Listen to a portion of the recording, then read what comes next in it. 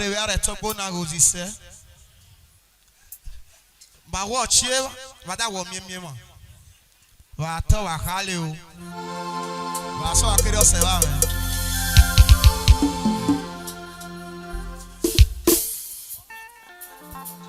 Goya, Goya, Uromi Goya, Goya, Goya, Uromi Goya, Alora Wanafo, Akile Goya, Akile, Aloha Magwe Sapolo.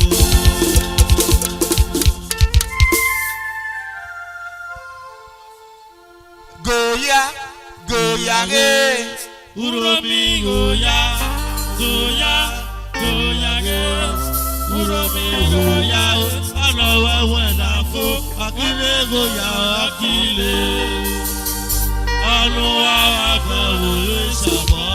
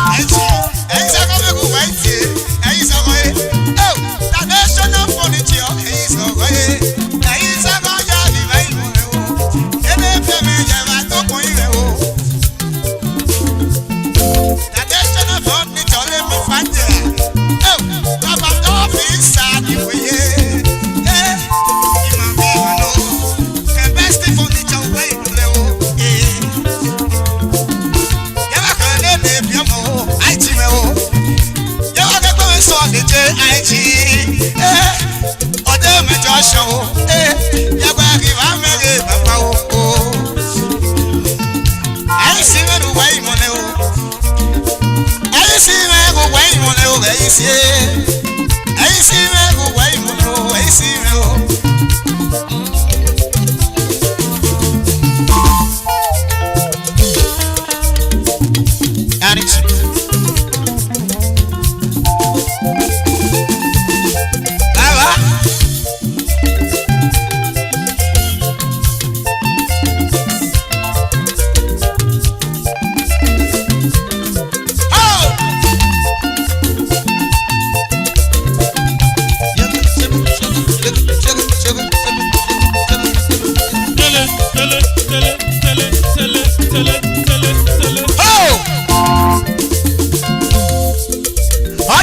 Ogi daddy. Double chief 5 million now. Honorable, other take away. Honorable, give my viva no. Shaman. I can replace man. I be one. They do it. Give my viva. They do way more. Mama G. Everyone go game you know go. Everyone go no game you know go. Better no go beg you or no go. Everyone go game you know go. Mommy. Itu.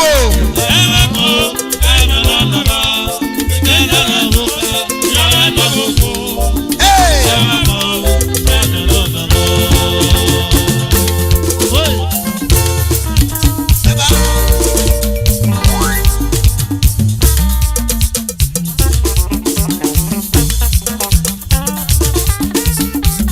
As to my joy, as to my joy, if you do, Daddy, area father, Opa teku teku, Opa teku teku, Daddy.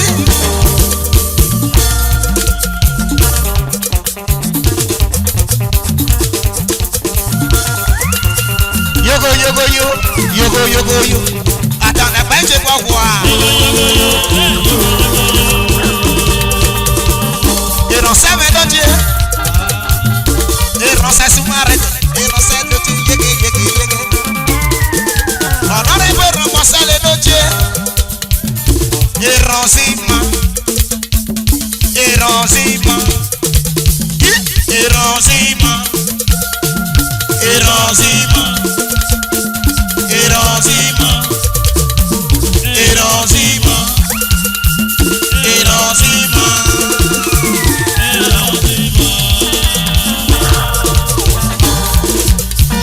at the occasion noche, honorable sin never dry. Oh God, champagne, honorable daddy noche. At the occasion daddy, honorable sin never dry. Daddy noche. Area father, Daddy. Dr. Okesha, she never die. Yogo yogo yo, yogo yogo yo. Atana baije kwa wa. Yogo yogo yo, hey yogo yogo yo. Champagne. Oh ye koko ye. Oh yo, oh yo, oh yo. Koko yo, koko yo, koko ye, koko ye, koko ye.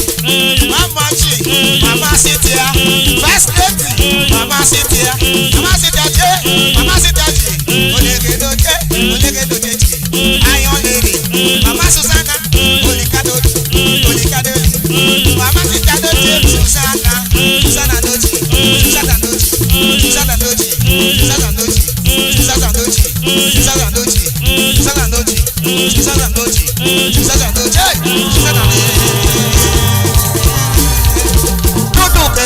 Hey yo, hey hey. Hey yo, hey hey. Again the iragari wako. You can only use. Beje ikida ifonya. Ami we can only use. Ato albillion. Ato albillion oji. Ilo. Hey yo, hey hey. Ato albillion. Ilo. Agade iragari wako. Ami we can only use. Beje ikida ifonya. Ami we can only use. Oh, kuduke.